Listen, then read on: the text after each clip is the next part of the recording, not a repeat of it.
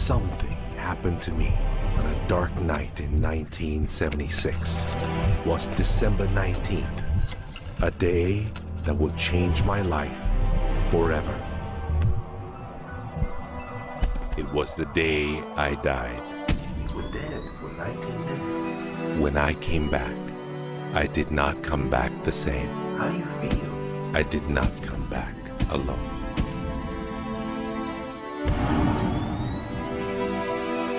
What seemed like days passed in 19 minutes. And over the course of the next few years, I began to remember the greatest mysteries revealed to me. Anything is possible.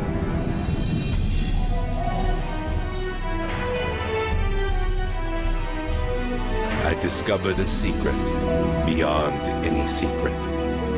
The sum of all secrets. My eyes have seen something. You have seen nothing. It's out there. I will find it. You will find nothing. It's like Solomon's gold.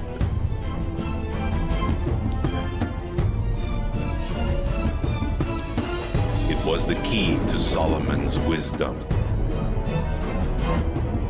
The secrets of the Knights Templar and of the Freemasons. He must be stopped. Courage, my dear boy. Be strong, be brave.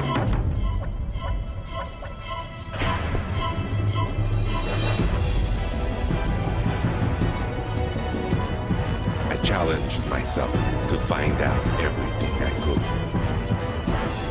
I found great teachers who knew this and began to seek them out.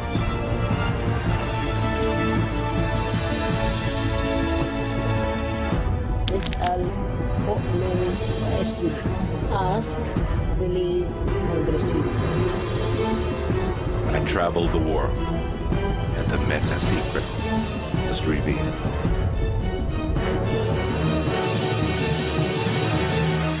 Time has come. I became a messenger to deliver all that was made known to me.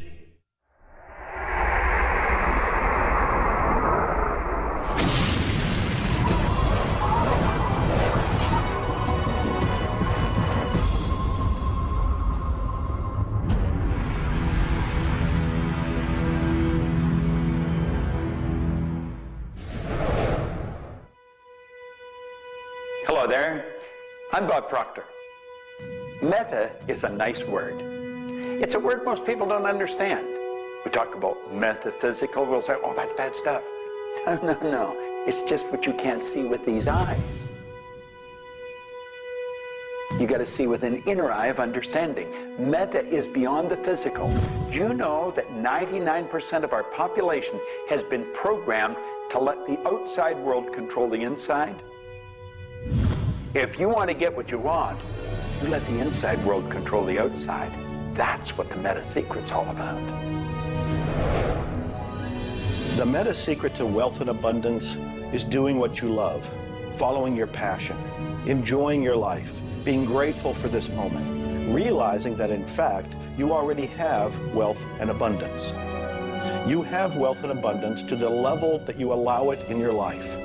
Expand your level of openness, deservingness, and you can have more wealth and abundance right now. How do you become more wealthy? You become more grateful. Studies here in the U.S. show that grateful people earn more money and are better at innovation. So the first step to becoming more wealthy is become more grateful. Find the good in your world right now, and you'll take a first step to become more wealthy. The meta secret to wealth is knowing exactly what you want and then being willing to pay the price to get it. Most people think that wealth just comes out of having this impression in your mind that you're going to live an abundant life. And that's an important piece of it, but it's incomplete.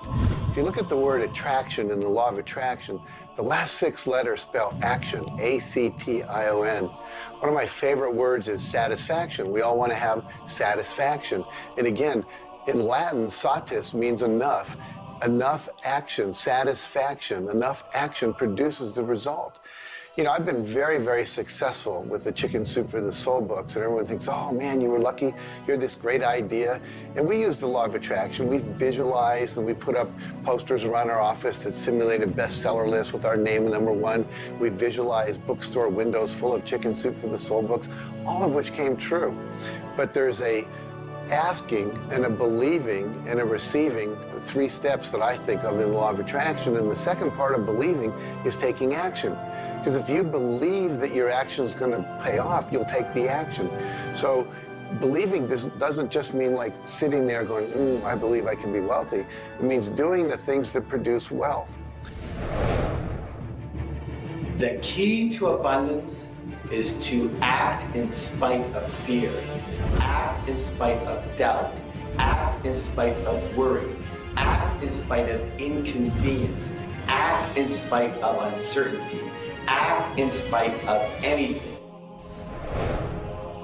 If we're talking about metaphysical, we're talking about beyond the physical. So what we've got to do is go inside.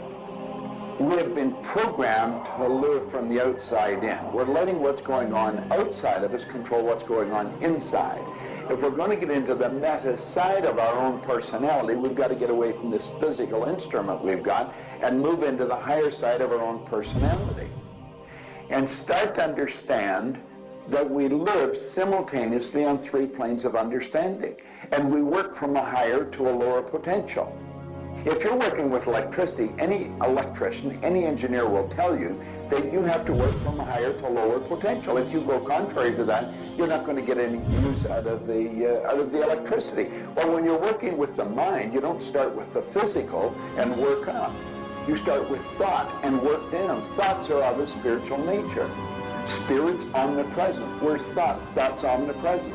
100% evenly present in all places at the same time. I can be underwater and think. I can be in an airplane and think. I've had the pleasure of working with a couple of the astronauts that have been on the other side of the moon, and they could think. Not only could they think on the other side of the moon, they could transfer their thoughts to somebody here on Earth. It's just a form of telepathic communication. You know, it's been said that if you build it, they will come. I think if you build it, and you build something with true excellence, and you distinguish it in the marketplace, and you come up with a selling proposition, and you are aggressive in your marketing to the world, it's possible that people will come. But it's not inevitable that they will come. And sitting around passively visualizing things is not likely to get the world beating a path to your door. My meta secret about wealth ultimately is you've got to create a lot of value for a lot of people. And if you do that, you will bring a lot of wealth back to you. So by giving service and giving that which helps other people improve their lives, brings joy to them, brings service and products to them, if you do that and you keep expanding that, always be thinking about expanding your service to others. And if you do that, wealth is a foregone conclusion. First thing, quit listening to what everyone else is telling you what to do. And start paying attention to what you want to do. You see, I can look back with my memory, and I can remember going and saying, Mom, Dad, or to the teacher, I want to do so-and-so. And they'd say, now, how are you going to do that? See, what they didn't understand is I didn't know how to do it. But neither does anyone know how to do the things they want to do when they first think of it. You don't have to know how. You know, 2 young bicycle mechanics from Dayton, Ohio, in the United States of America, introduced us to a new kingdom. They were the first ones to fly in airplanes. The whole world believed that you couldn't do that. Anything heavier than air is attracted towards the center of the world. You can't fly. But they wanted to, and so they did. Well, clarity to me is a very different concept than I think a lot of people. The first thing I want to know is, what do you think you're trying to accomplish? The next thing I want to know is, why are you trying to accomplish it? The next thing I want to know is, if you accomplish it, what do you really think is going to happen in your life? A lot of people come to me and they say, I want to grow my business, because I work a lot in the business world, the entrepreneurial world. I teach a concept, achievement concept, a concept that is predicated on taking action and implementing, called optimization. Optimization is getting the highest and the best use and result and outcome of your time, your efforts, your emotion, your life, your relationships. But you can't begin, and this is where a lot of people, I think, really fall down. You can't begin to optimize until you take the time to observe, examine, and identify not all, but the scope of options and alternatives and other possibilities available to you, number one, to achieve the goal, and number two, as an alternative goal. Clarity is power. Just by being clear, you will automatically begin to magnetize things to you, to your life. The law of mentalism is about the mind. Everything that we have ever created, everything that has ever existed, existed first in the mind. All thoughts are the beginning of all things real. All things that you can touch and feel began in the mind. So if you want to be wealthy, you've got to decide what wealth is to you. Define it. What does it mean? How much money do you have to have? For me, financial independence meant having $30 million producing income, which allows me the lifestyle I want without having to work. And so I've achieved that. But I knew exactly what I wanted because I looked at what it would cost me to live my lifestyle. Most people don't know their net worth. They don't know their income levels of what would be required to produce what they want. They say they want to own a yacht, but they don't know what a yacht costs. They don't know what it costs for the slippage fee. They don't know what it costs to maintain a yacht. So go out and create your ideal lifestyle and then figure out exactly what it would cost to live it, and then set that number as the number you want to achieve. Then believe you can achieve it. Visualize it every single day. Take action when the action comes. Ask for what you want. Reject rejection. Give up any idea of failure. Just persevere until you continue on, until you produce the result you want. The law of attraction's a good starting point for thinking about how to improve your life. You want to align your thoughts and your beliefs with what you want your life to be. But the law of attraction itself, by itself, won't allow you to achieve the abundance that you need. There are certain steps that you need to take, and these steps are all incorporated in what we call the meta secret. And the meta secret isn't one solitary method or one solitary system. The meta secret is a combination of tools, methodologies, and ways to understand the world and ways to understand how we can change the world. Until I started looking at who I was and who I wanted to become, nothing changed. Because every time I would look and I would blame something else or blame somebody else or just look in a different direction that was not inside, I would get more of what I was creating. Because every time I created something, people would react to that. Every time I took an action that was blaming this or blaming that, people would react to that. And you know what? Then I would react to their reactions. And I was creating an environment that was busy. Instead, an environment that supported wealth and abundance. If you look around, there's nothing but the abundance everywhere that you see. You see the trees growing. You see businesses happening. This is wealth, this is prosperity, this is abundance. If it's not happening for you, it's because unconsciously you have beliefs, counter-intentions, negativity that actually blocks it from coming into your life. It's actually working the law of attraction all the time, but it's happening on an unconscious level. The abundance is there, the wealth is there, but if you don't feel it, if you're not expressing it, it's because inside of you, you may feel you don't deserve it. This is part of the unconscious work that has to be done in order for you to feel on a conscious, real, live, earth level what's happening with abundance and prosperity. Abundance, wealth is your natural birthright. If you're not feeling it, it's because of your unconscious beliefs. The law of correspondence, simply stated, is as above, so below, as within, so without. The law of correspondence is simply attesting to the fact that we are human creatures physically present, but we have minds and we have spirits. So we exist in more than just one plane. We might even be multidimensional beings with multidimensional thoughts, and there may be more to you than just meets the eye. If you want to be wealthy on the outside, you first have to become wealthy on the inside. As above, so below. As within, so without. First, you have to become wealthy in your thoughts. Then you become wealthy in your outer expression of that. You have to have a wealthy attitude. You have to have a wealthy, abundant thought form about who you are and what's possible. And when you have that, it will start to manifest outside of you. If a person wants to take a quantum leap rather than incremental steps, they have to begin by understanding that they can do that. There's a marvelous little book. It's called U Square. Now think of what that means. If you square a number, you multiply the number by the number, don't you?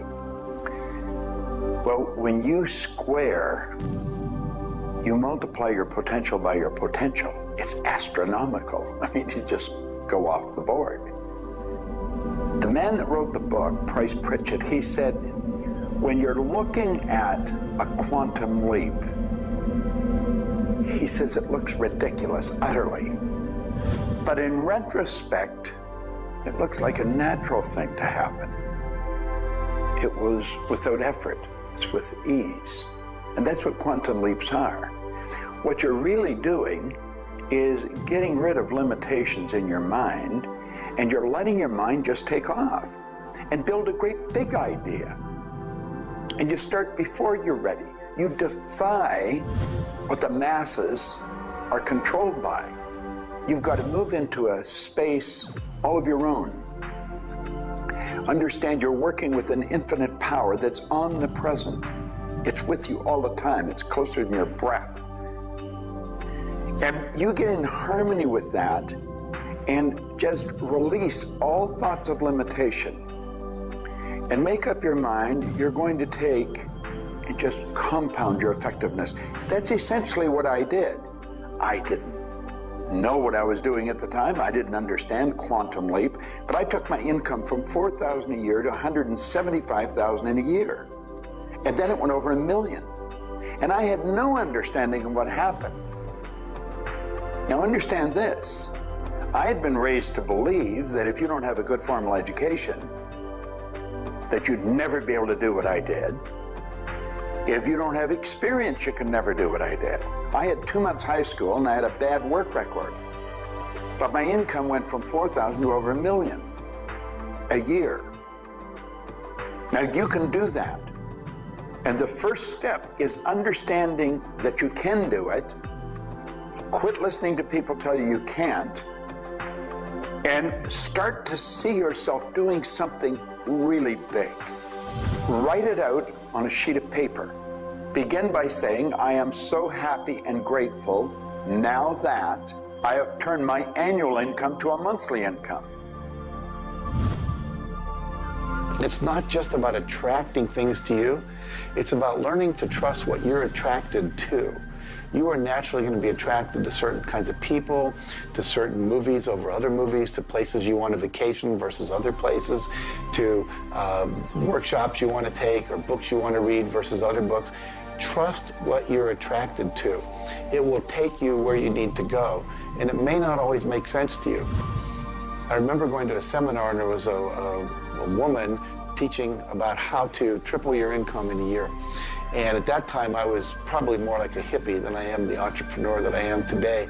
And my wife, who was against making money at the time, thought it was evil when you should be in total service and all this. She said, I can't believe you're going to that workshop where they're going to teach you about how to make all this money. I thought you were more spiritual than that. I said, honey, I don't know why. I'm attracted to that workshop. I'm going to go there. So I sat down, the woman next to me, we started talking. It turns out she was a veterinarian. And it turns out that our cat had feline leukemia at the time. And I started talking to her about that, and she said, well, I'm the world's expert on feline leukemia. And I said, well, I've heard there's no cure for that. She said, no, there actually is a cure, and I can teach it to you. And so she called my veterinarian, told him what to do. My cat lived for many, many more years than the local vet thought it should. But see, I was trusting my attraction to go to that seminar, and it led me in a path that saved my cat's life, which was not where my conscious thinking was, but it was a very important goal to me to keep my cat alive. Those kind of things will start to happen. Most people are uncertain about something. They're uncertain about their next step. Here's your message. Do it. Do it.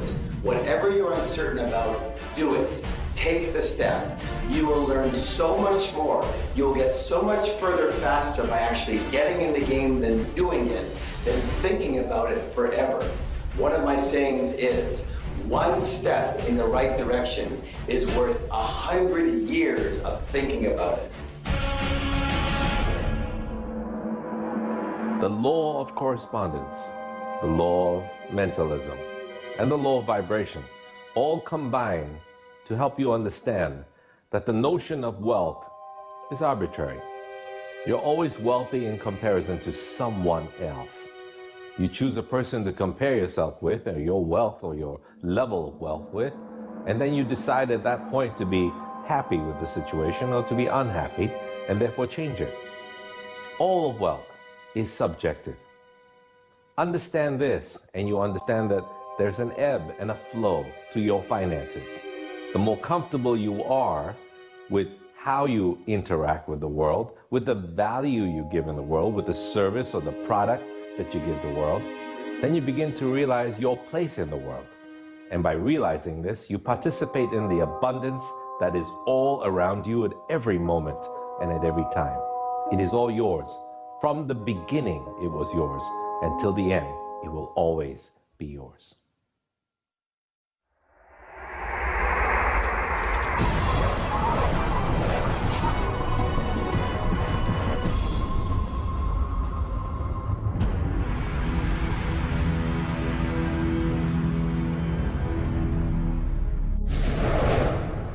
The meta secret to relationships is to know that the universe is giving you love right now. When you give love to the universe, when you give love to another, you will receive love in turn. Love is the essence and nature of relationship.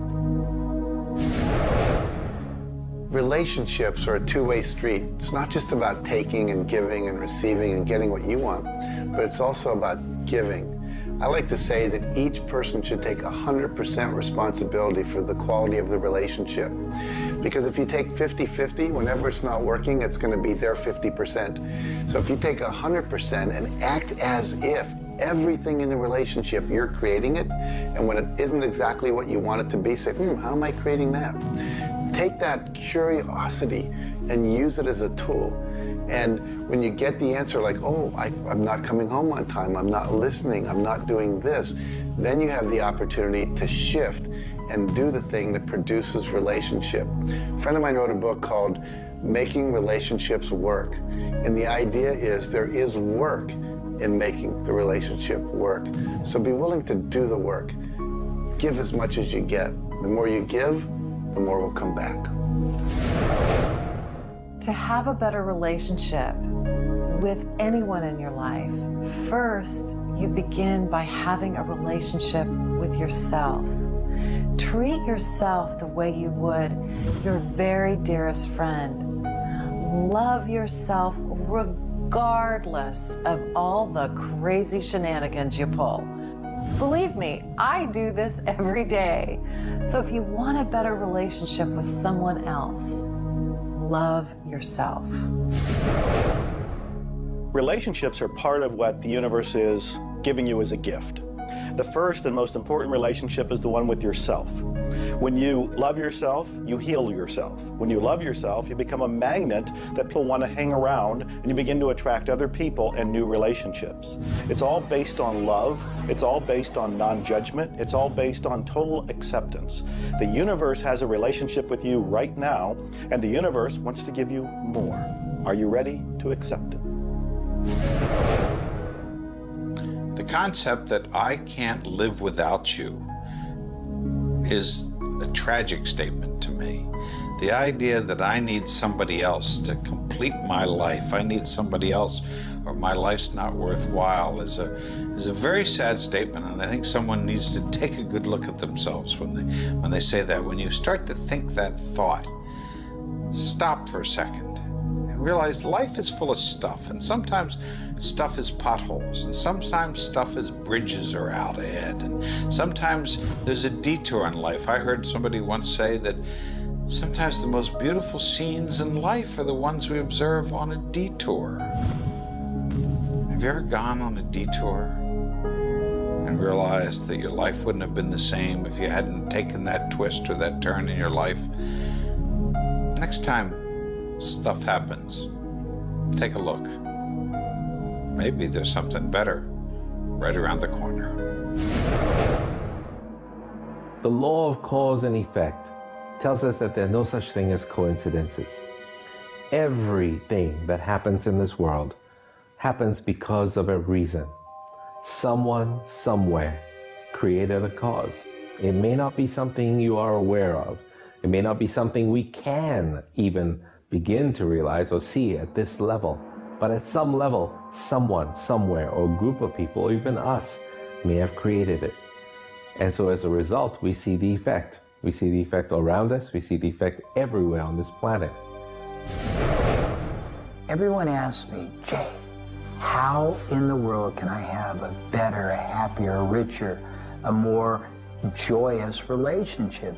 And it's very simple. First thing is you got to slow down enough to be externally focused.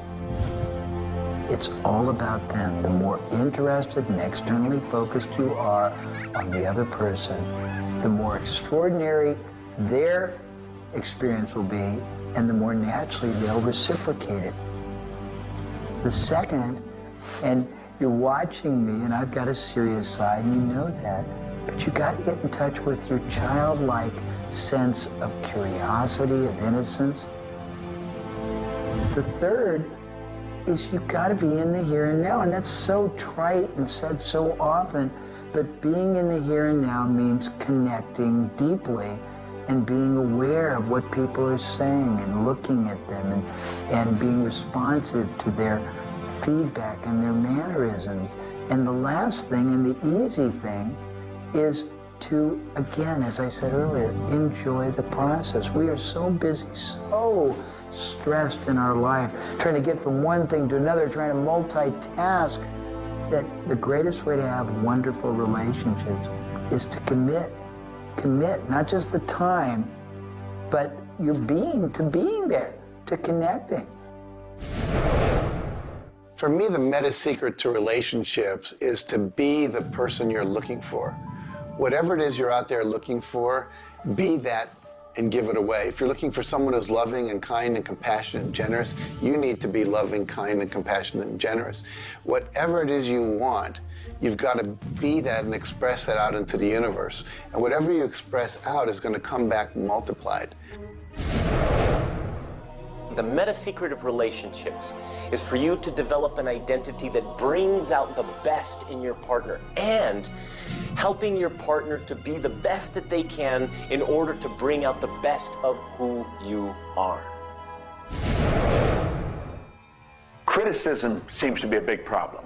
If you are really secure in yourself and somebody criticizes you, it isn't going to bother you. Now, if you're insecure and somebody criticizes you, it's really going to bother you. You see, 9 out of 10 times, the person that's criticizing you really wants to help you. They just haven't really learned how to communicate effectively. But let's not let somebody else's criticism or their way of helping us shake us. If we're solid in our own self, and we really understand ourselves, then we can handle it and it won't be any problem. If criticism really rattles your chain or rattles your cage or really upsets you, it's not the criticism that upsets you. It's not the other person's opinion that upsets you.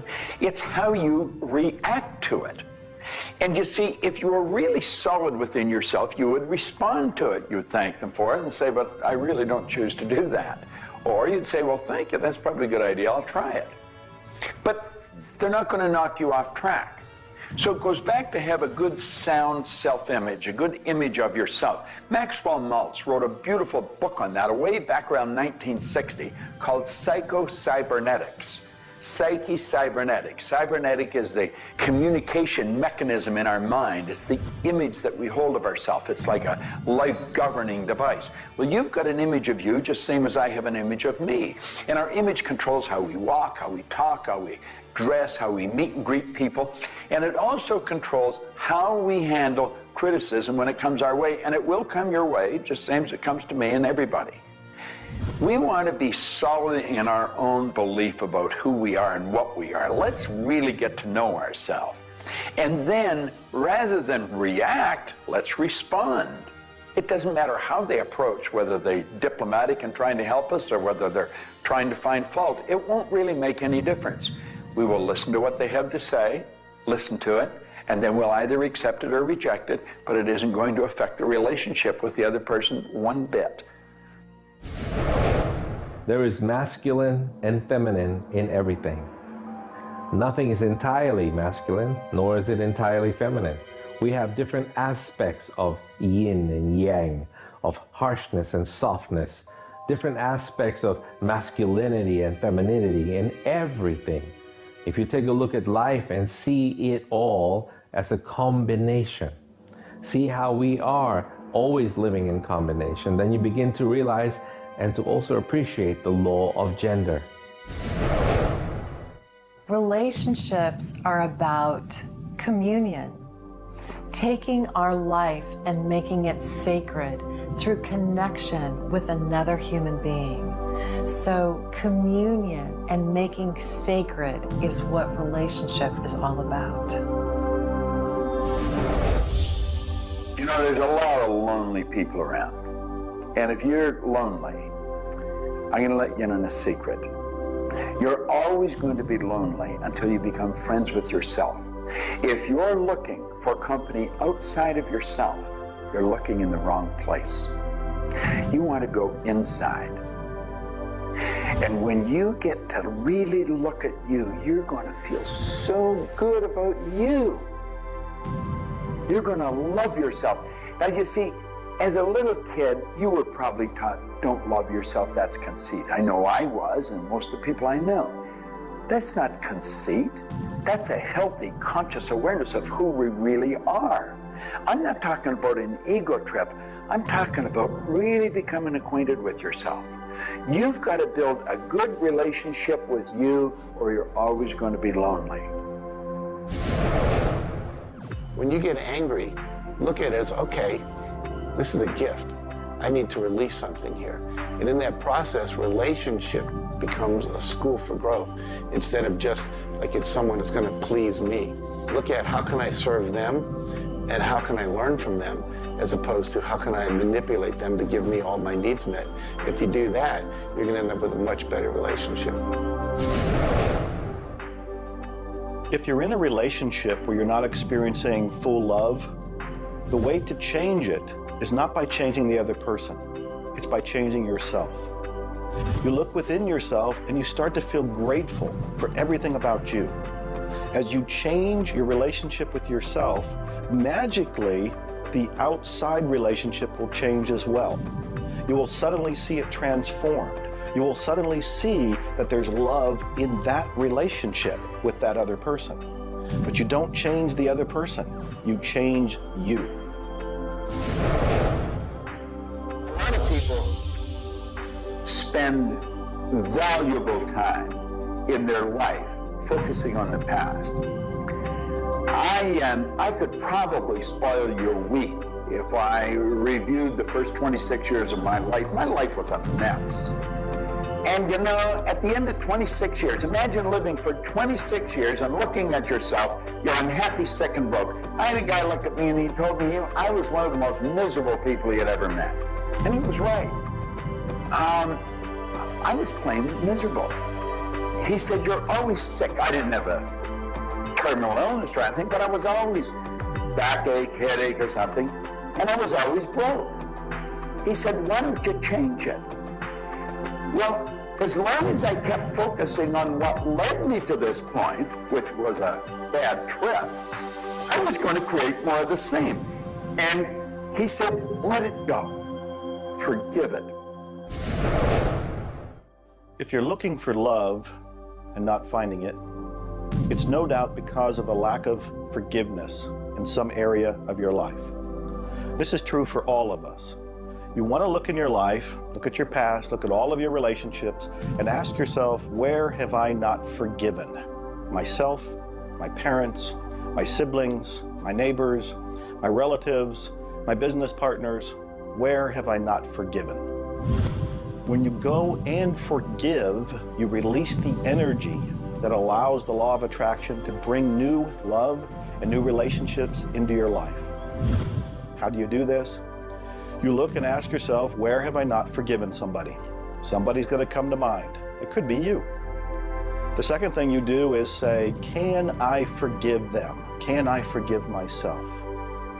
Whether you say yes or no, you move to the third part of this, and you start to wonder, what made that person act the way they did at that point? What made me act the way I did at that one point?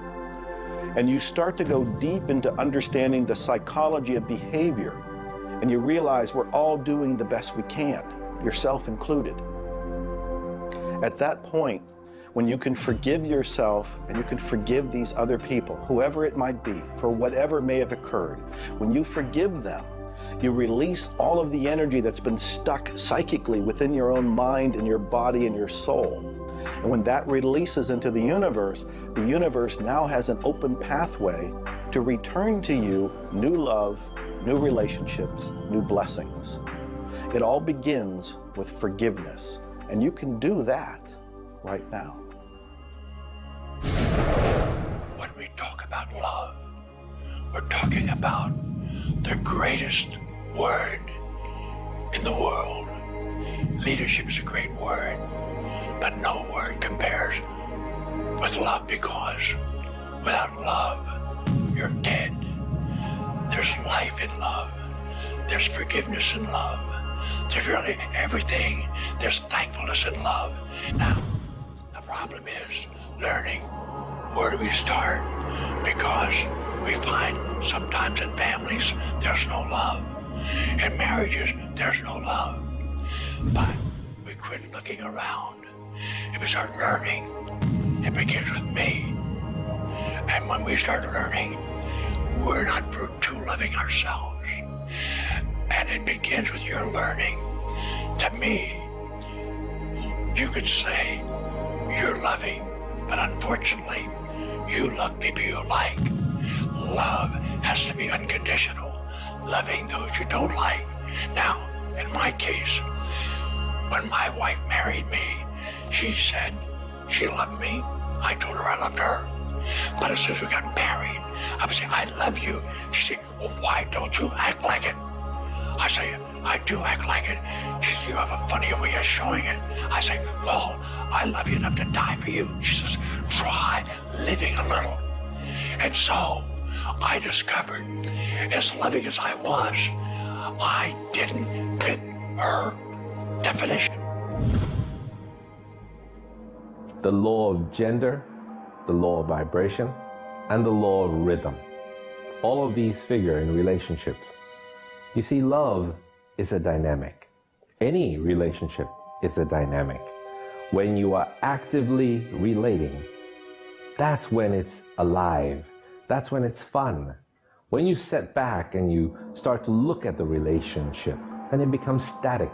It becomes a relationship to be assessed, to be looked at. But when you're relating to your partner or your spouse, amazing things happen. It's dynamic, it's moving, it's alive. And that's what all love is supposed to be, alive, and so much more fun. Changes happen all the time. We change. Human beings change. You change, I change, we all change. But if you can change together in the same direction, amazing miracles take place. Words, feelings, thoughts are all aligned. And all of a sudden, you can take on any problem and it's not an issue. That's what relationships are all about. That's what relating is all about. That's what love is all about.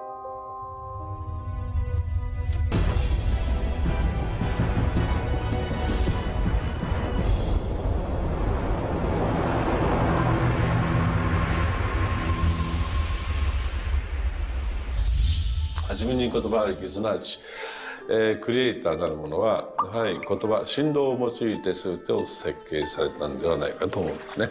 そして、その、振動の、設計図は非常に緻密なもので美しい共鳴振動にあふれたものであったことでありましょ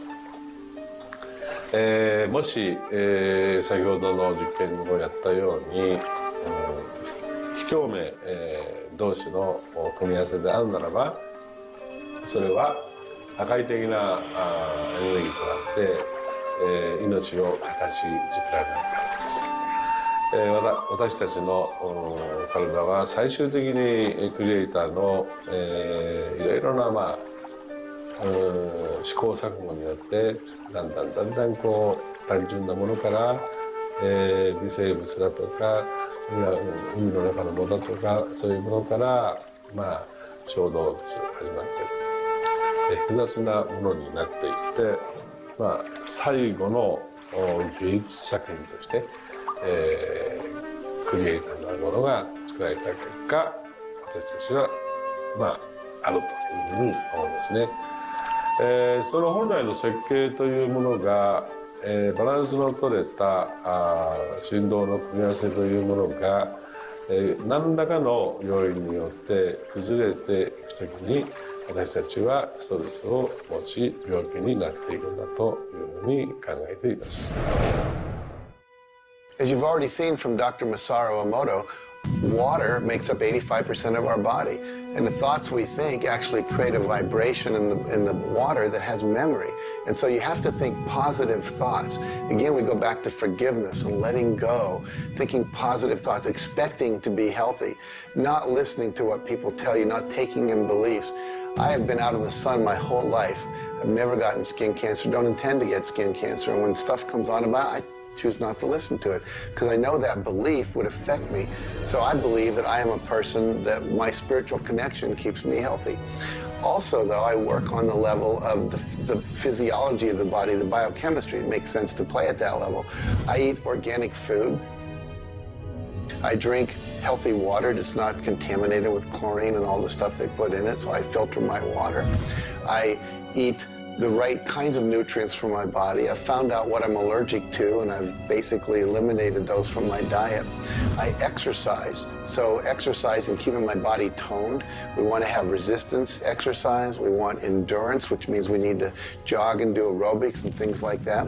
And we need to have flexibility, things like yoga and Pilates. So we need a complete system to keep our body healthy. And then a detoxification, I think, is the part that most people don't do enough with. We're taking in so many toxins in the air we breathe.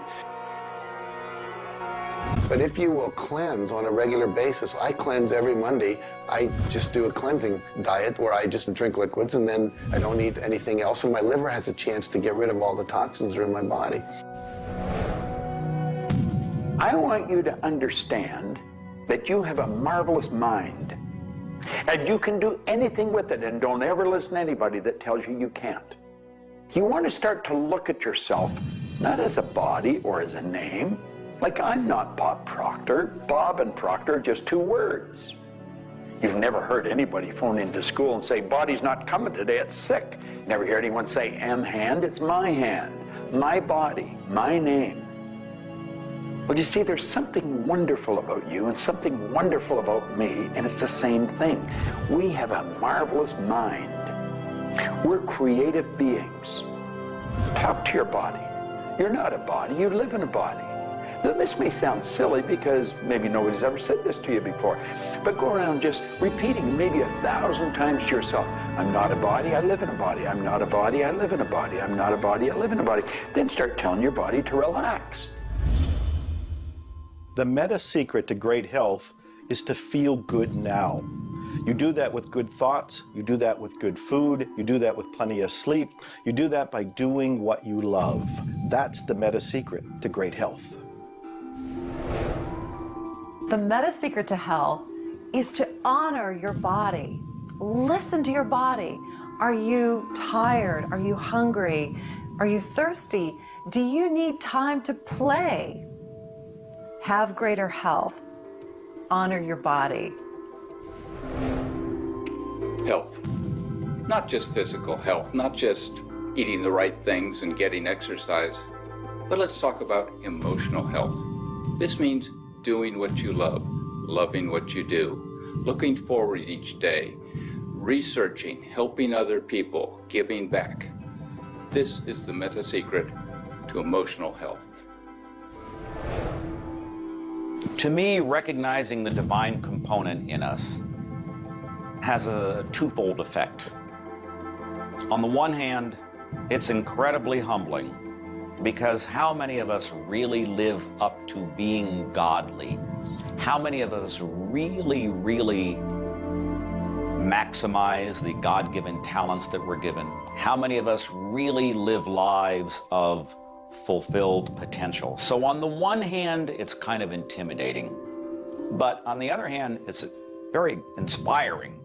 It's inspiring to think, I, as a human being, am capable of being godly. I'm not God. I'm not going to confuse myself with God, but I am capable of being godly.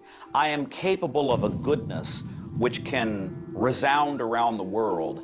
I am capable, like God, of using language to bring things into existence. An architectural drawing is the languaging of a building into existence. A marriage contract is the languaging of a relationship into existence. Any sort of contract does that. A novel creates a world that may be more real to us than the so-called real world that we are living in. And being godly is both an obligation, which frankly I feel I fall vastly short of, but also an incredibly inspiring opportunity. And the ancient traditions, not only the one that I come from, but really all of them, teach us this. The law of rhythm is the very fabric of life itself. Rhythm is everywhere. Things are born and things die. We move into a season and we move out of a season. We go within and we go without. We change. Rhythms flow in our emotions as well. You cannot always be feeling happy. Sometimes you'll feel sad, you'll feel down, and then you'll come out of it. Whatever goes up must come down. You've heard the language.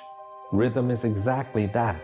And the minute you begin to realize that all of life is all about the law of rhythm, then you can flow easily in bad times and then have more fun in happy times. When you start to expect rhythms, know that if you're happy in one direction, you can also be unhappy in the other direction. The law of rhythm surrounds us, works with us, and if you master it, there's nothing you can't do. The meta secret to health and having amazing energy is the ability to look at your world from a perspective that, hey, things aren't always going to go your way, but you know what? As long as you always do your best, as long as you are focused on what you achieve and what you're trying to accomplish, then it's all going to work out. I think one of the most important keys is to recognize in life just about all the limitations that we have are self-imposed.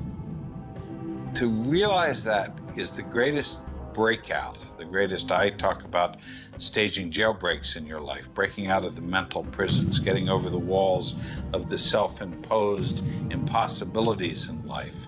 And it is remarkable what happens when you realize, take a look at what really is holding you back. And very often, almost all the time, it's you. It's you. The power lies within you. See, humor is good. It really is. I don't really understand what it does to you, but I know it does something to your brain. Norman Cousins, who's gone now, but lived a long and very, very effective life. And he had been diagnosed with a disease, and it was killing him. He was literally dying.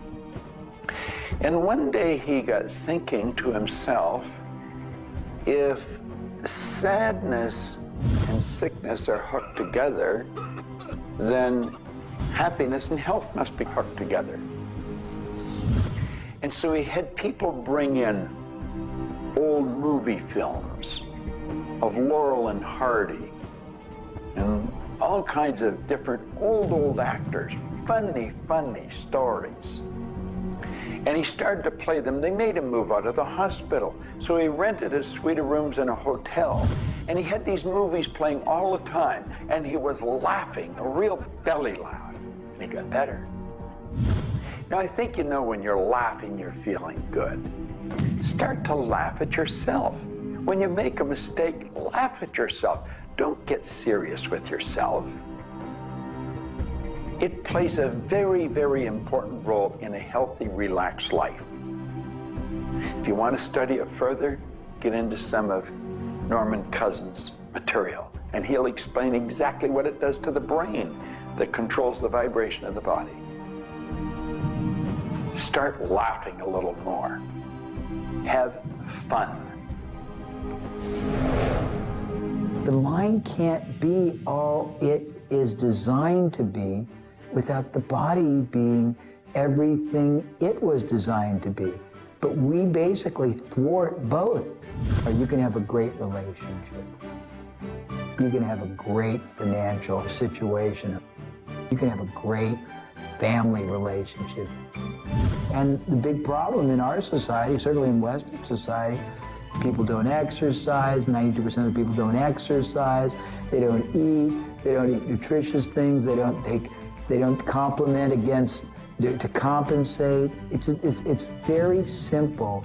And if you break it down to the little steps like eating an elephant, you'll have the most rich, satisfying, fulfilling, gratifying, liberating life, but you gotta balance it.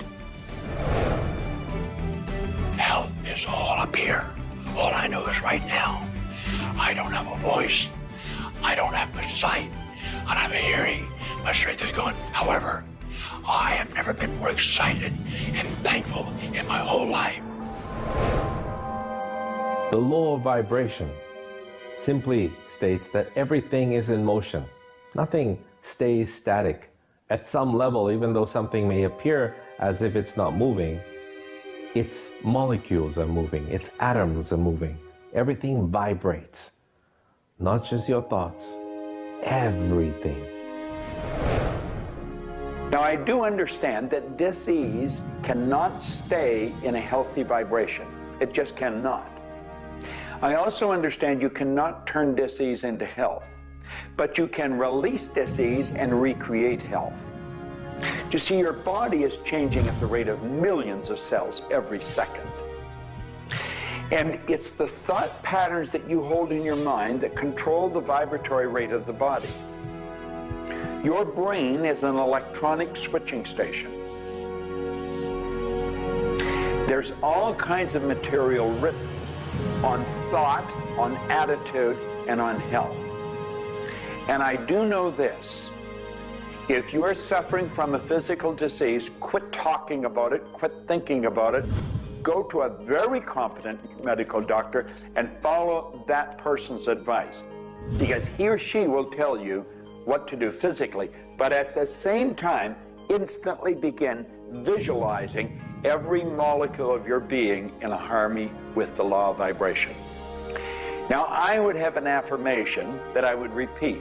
I am so happy and grateful now that every molecule of my being is vibrating in perfect harmony with God's laws.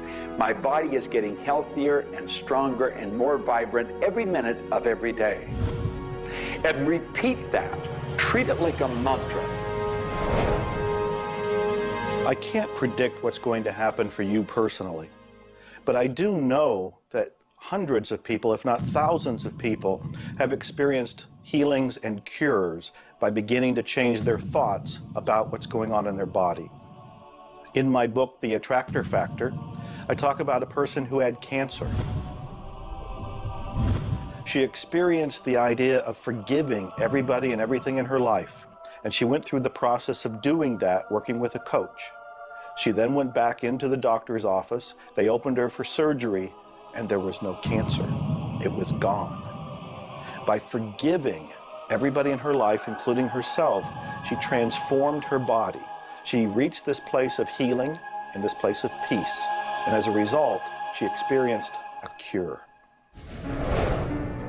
If you're finding yourself sitting here watching this and you're ill, you've got a chronic condition, you're sick, what you need to do is a couple of things. Number one, you need to first work on your attitude. You need to believe you can get healthy. You need to not believe anyone who tells you you're going to die, or it's terminal, or it's going to take a long time. Literally, we know that we can get rid of a disease in minutes, in literally minutes. I had a cold once, and a person literally did an exercise with me. My nose dried up, my fever went away, the achiness went away in 5 minutes. So we know the power of the mind. We know that you have to forgive and release. So much work now being done on cancer, where we know there's resentment, and different forms of resentment will come into different forms of cancer in the body. So it's critical to get yourself aligned with spirit. When you are aligned with spirit through meditation, through doing the things that bring you joy, through doing the things that align you, and you know what that is for you. It could be singing, it could be walking in nature, it could be petting your cat. When you move into that state, healing naturally takes place through you. There's this innate, natural healing ability that's always working to heal you if you get you out of the way. By you, I mean your ego mind, your beliefs, your fears, your doubts, all of that stuff, all of the resentments you've held that you haven't released, that will keep you sick. So you've got to do some kind of work to get into a spiritual alignment and to release the negativity. Emotional pain is very real. It's like sorrow and grief. Like grief comes in waves. It just sort of overcomes you and then sort of fades away. You could have experienced some traumatic situation, anything from rape to the loss of a loved one, or being held up, where somebody invaded your privacy in some way or another. And it causes deep emotional pain. What we want to realize is that we are bringing that on ourselves. You say, well, wait a minute, you're not bringing it on yourself. No, but you're reliving the situation. We've got to separate ourselves from the incident, from the situation. We've got to realize that it's a very real part of life, and attempt to separate ourselves from it and deal with it as best we can, and then let it go. Otherwise, we're going to carry it with us, and we're going to keep experiencing it over and over and over again. どうやってわかるか。振動という、まずそもそもその水の結晶とは何かということになりますけどね。結晶というのはやはり情報だと思います。で、情報というのはバイブレーションですね。で、バイブレーションのデザイン家が雪の結晶あるいは水の氷結結晶という形になって現れてきていると思いますが、やはり我々がなんで美しいとか醜いだとかそういうような認識能力があるのか、あるいはそれだけには全人類本当に、一緒の価値観を僕は持っていると思いますが、それはもうやはりクリエイターがそのように設計されて、いるからだと思うんですね。それが崩れちゃったらもうこれはもう本当にどうしようもないんだけど、その美醜というのが我々の美しさ、ごめんなさい、バイブレーションの健全さということにつながっていると思います。水は神が自分の意機あるいは意図をまんべんなくこの宇宙に伝えるためのキャリアとして、作られたものだと思いますね。ですから水が別の言葉で言うならば神の、一種のメッセンジャーということになると思いますね。それの形が大げさで言えば結晶という形で表されていると。で神にとって、ふさわしくないなと思うような現象については水はやはり結晶的にノー、良いものはイエスという判断を示すというふうになっていると思うので、それがなぜできるのかということになってくると、これはまた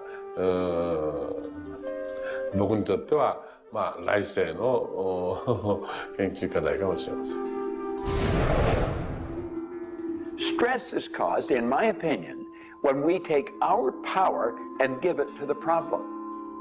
We want to maintain the power. I'm in control of me. The power is going to stay with me. I am not going to let the condition, the circumstance, or the challenge that I may be facing control me.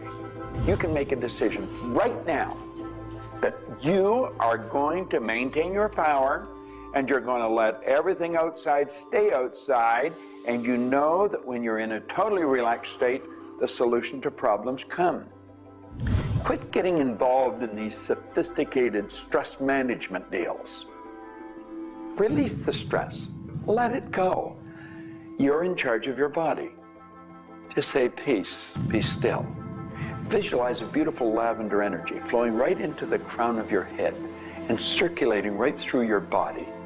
And then start to imagine every molecule of your body vibrating in perfect harmony with God's laws. You're totally relaxed. You're in charge of yourself. There is no stress where there's relaxation. Be calm, peace, be still. Don't even use that word anymore. Get rid of it. Release it.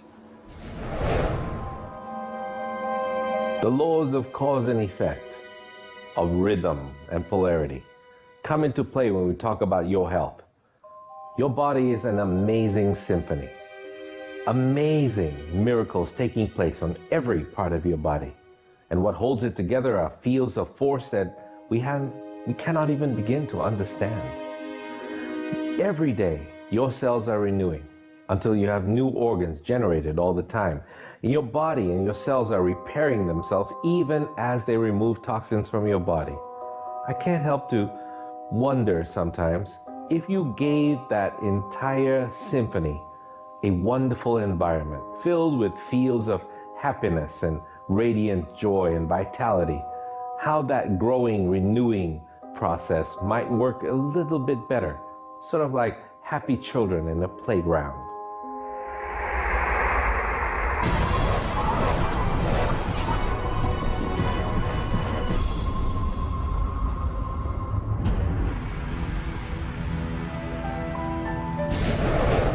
Here's the paradox of being human. Real happiness is only available in the moment. If you're brooding on the past or obsessed about the future, even if you're looking forward to something that could be magnificent in the future, it's not quite the same sort of anchored contentment that you get from really being in the moment. We human beings seem to be perpetually someplace else. That's kind of like one definition of the human predicament, the human condition. We are perpetually thinking about the past, the future, something to the right, something to the left, something else. I think the paradox to happiness is you do have to have dreams and aspirations, and you have to be anchored, rooted, and happy where you are. Not always easy to do, but I keep trying. Happiness is a point of view. Am I happy? Yeah, I think I am.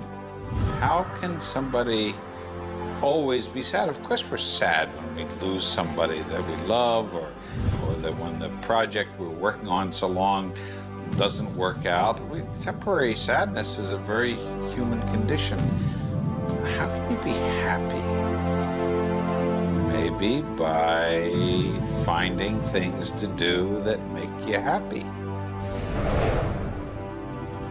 You see, if you're miserable, your mind is focused on the past. There's a method concept. Get you over any miserable concept in a heartbeat. Focus on right now.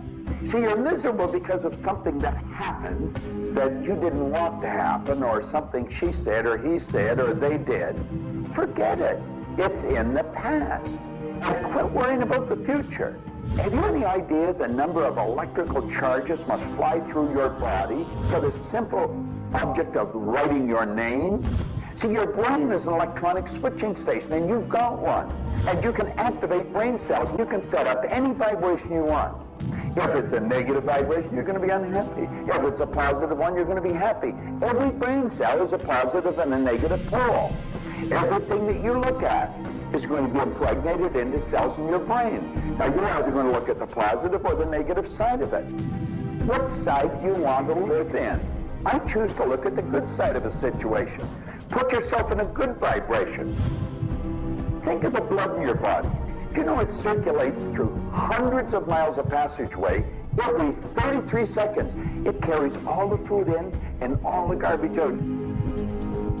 You got more power in your little finger than you need to light up your home for the year. There's about 11 million kilowatt hours per pound of potential energy locked up in your body. And you're probably saying, I haven't got any energy. That's because you're miserable. Get out of it. Get over it. Focus on now.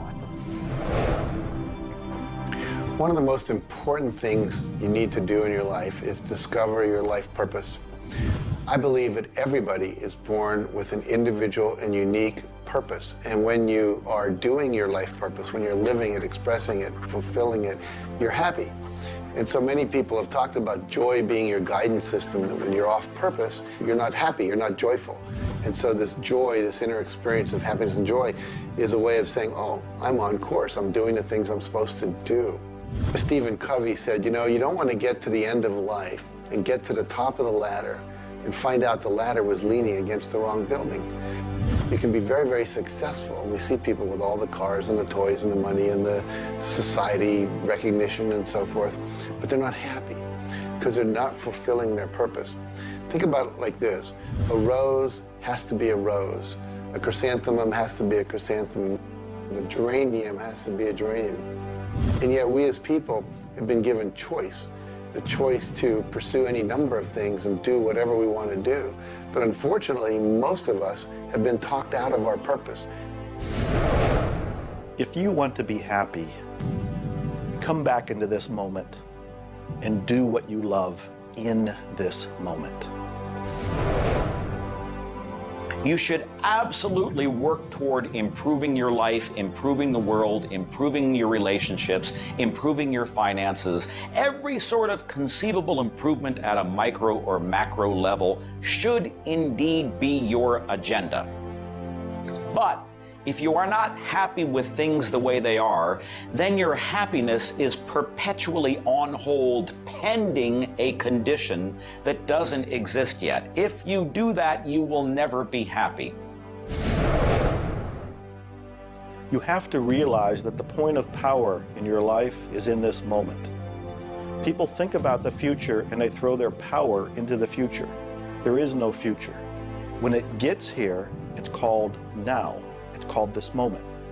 People think about the past and they throw their power into the past, but there is no past. It's gone. When you think about the past, you think about it in this moment. This moment is all there is, and you can be happy in this moment. When you are, everything is taken care of. All is well. Happiness and achieving happiness is a process. It's not something you achieve right now and you're done and you have your happiness. It's something that you're constantly attaining and re-attaining through life.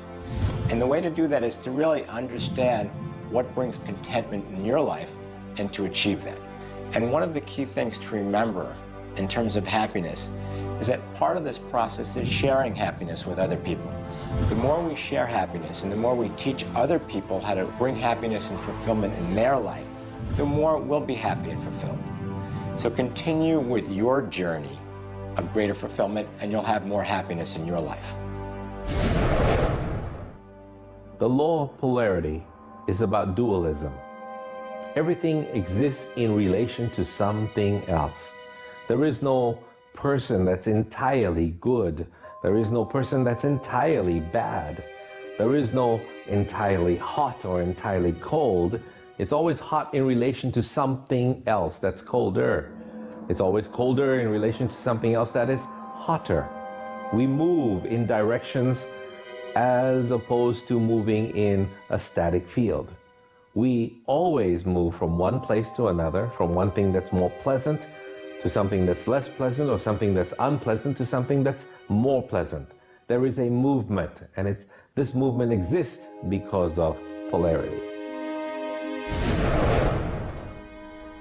Happiness is what you want, and happiness you can have right now. Why aren't you feeling happy?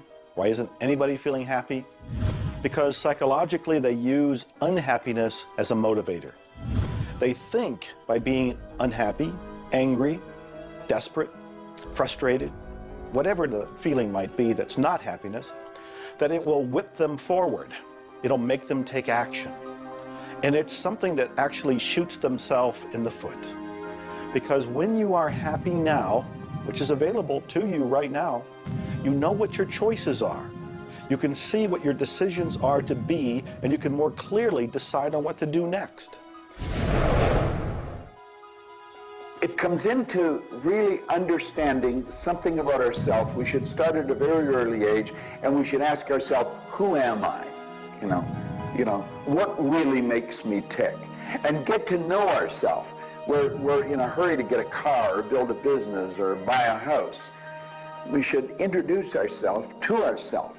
School hasn't done it. Our parents aren't doing it. You go to work for somebody, they're not going to do it. So if you don't do it for yourself, you're not going to do it. This deals between you and yourself. Pogo said, we have seen the enemy, they are us. Whatever has happened in your life, whatever's going on for you, if it's not the way you want it, any situation, consider the fact that everything happens for a reason, and that reason is there to serve you. How can you reframe this? How can you relook at this in such a way that helps you, that supports you, that puts you on the path to success and positivity again? It doesn't help you to be negative. It doesn't help you to wallow. All that can do is bring you down. It's time to change your mind. It's time to reframe, relook at it, have a new perspective, a new view, and put this in the light of this was there to serve you. There's no accidents in the universe. This happened for a reason, and that reason is there to help you. We grow up with the idea rich people aren't happy. Well, I know rich people that are laughing. They're very happy. And of course, I know people that are very wealthy and are very unhappy. I remember Earl Nightingale one time saying, since it doesn't make any difference whether you're rich or not, if you're happy or not, you might as well be wealthy. And then if you're miserable, you can at least be miserable in comfort. We've got to understand that all the money in the world is available to us, but we have to earn it. Now, that does not mean we should work. This is where the meta secret really comes into play. Working happens to be the very worst way to earn money. We should work for satisfaction. People should go to work at what they love doing. When we think of work, what we're really talking about is how we spend our days. Work has probably a bad energy attached to it. We should spend our days doing what we absolutely love to do.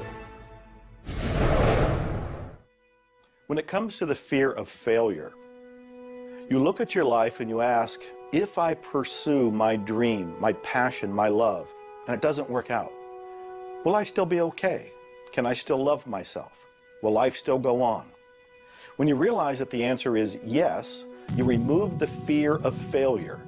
When you remove the fear of failure, you have energy to go forward and actually make it a success. Well, what about the fear of success? When you are successful, you can make a difference in the world. If you really want the world to be a happy, prosperous place, Contribute a happy, prosperous person to it. You. The meta secret to happiness is that there is perfection in imperfection. That when we accept our environment for what it is and the people around us for who they are, we can make a big difference. Happiness. What makes you happy? Everyone is not the same. For me, it's research. I love researching and writing and putting multimedia programs together. And this allows me to do something else that I love, traveling the world. I travel more than 6,000 miles, that's 9,000 kilometers, every week. I've been to more than 52 countries. I board an airplane every 2.5 days. I've been around the world more than 16 times in just a couple of years. I enjoy that. Meeting new people, meeting new audiences, helping people. What makes you happy? That's what makes me happy. A key component to lift yourself out of depression is human connection. Go connect with another human being. Another powerful tool is movement. And a third is laughter.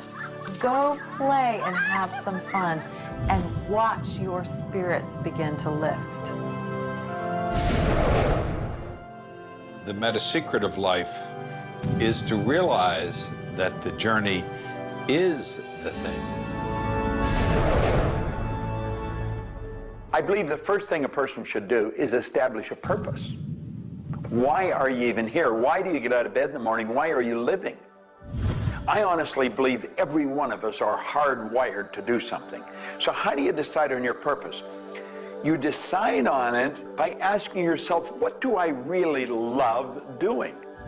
So you have your purpose. This is what you're going to do with the rest of your life. And then you build a vision. Then your goal is taking a bite out of that vision.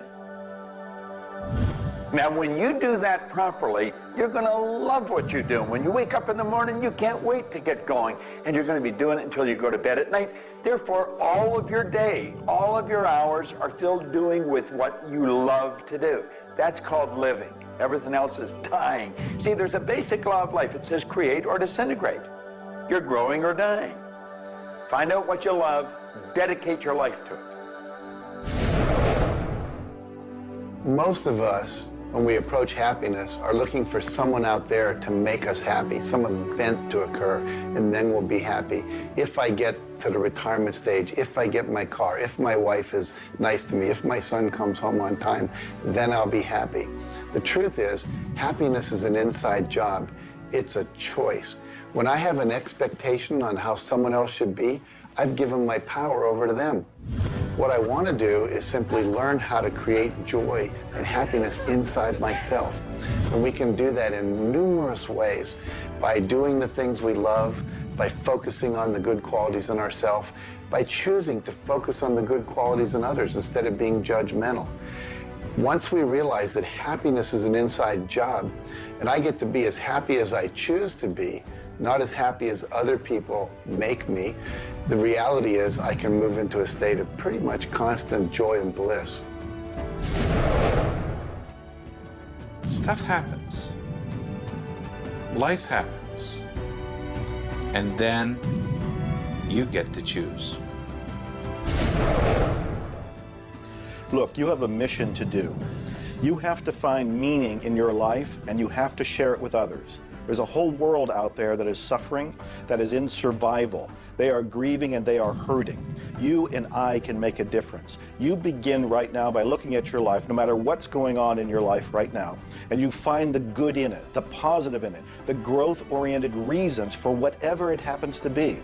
You find the good in it, and whatever is happening, you turn it into something positive. You turn it into something good, and you go and share it with the world. You will become an inspiration to others. People model other people's behavior, and that's how the world changes. You be that inspiration for success. You be the model for change. You be that person that has meaning in their life, and you will give meaning to yourself and others. It all begins with you. You have always had, you have at this moment, you will always have in the future, the power to achieve, to accomplish, to have anything and everything you want in the terms of monetary, wealth, prosperity, in terms of health, in terms of happiness, relationships. However, it will never, ever occur until and unless and until after you first are clear on the specific goals.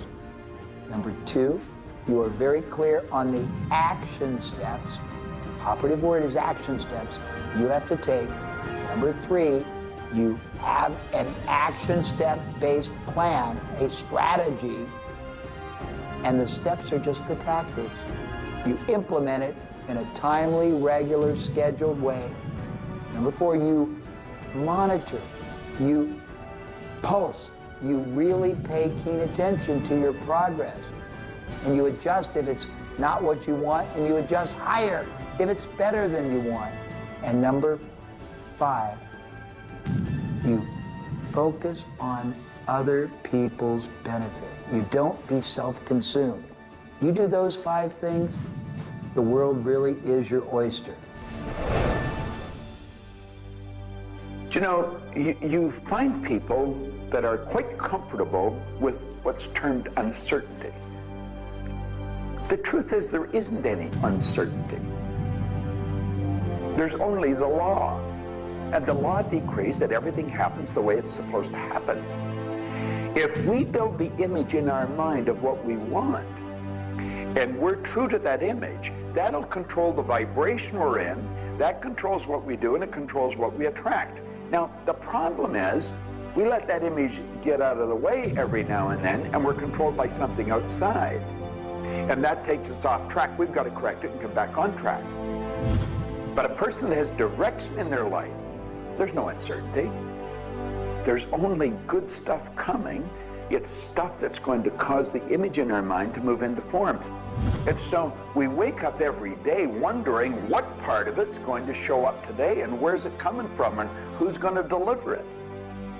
Every day holds something really good for us. Alfred Adler, the great psychologist, said, "I am grateful to the idea that has used me." I love that. Get a big idea and understand that you're going to see it move into form, and that's just as certain as the night following the day, because that's governed by law too. The laws of correspondence, of vibration, polarity, and rhythm come into play when you talk about the meaning of life and happiness. We make our happiness dependent on what other people can do for us instead of what we can do for ourselves. You know, there's a concept they don't teach you in school. It's called enough.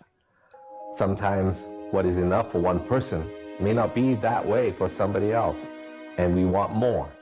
And when you want more, you're setting yourself up for disappointment, because not always will you get more.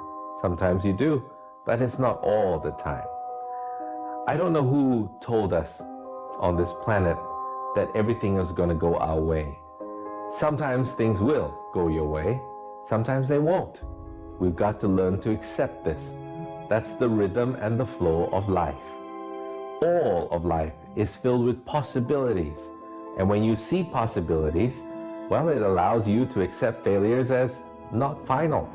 Failures are learning lessons. The American Indians, the Hopi Indians in the Southwest, well, they have a belief. Every day they wake up and pray to the Great Spirit, and they say, "Oh, Great Spirit, allow us today, this day, to make 20 mistakes."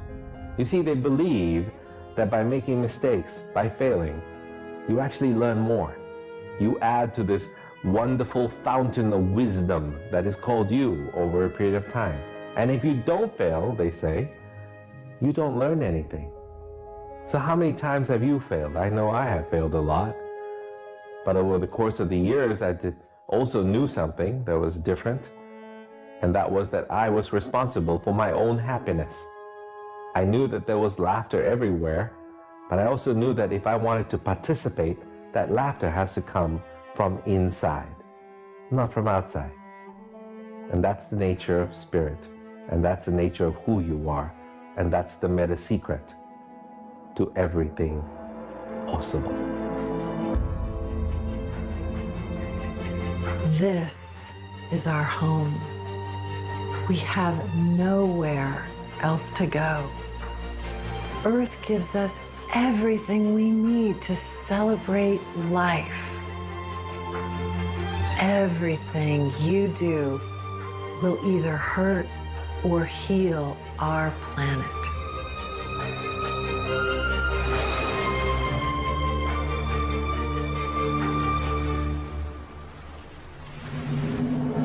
You were brought here to learn many lessons. To learn how to love who you are, where you are, and the people you surround yourself with. Just remember that you carry within yourself everything you need for the fulfillment of your life's purpose. You are the sum of all of your experiences, all of your choices, and you are a work in progress. You deserve more happiness, more love, more joy, more abundance, and especially more fun. Life was never meant to be a struggle. You were meant to participate in this grand miracle called life. And as you begin to look all around you, start now to taste, smell, hear, and touch with your heart the abundance that surrounds you. You are indeed spectacular beings of light. So if you want to know the meta secret to life, to happiness, live more, love more, laugh more. Change the stories in your head, and you can change the world. It's a short trip. Make it a good one.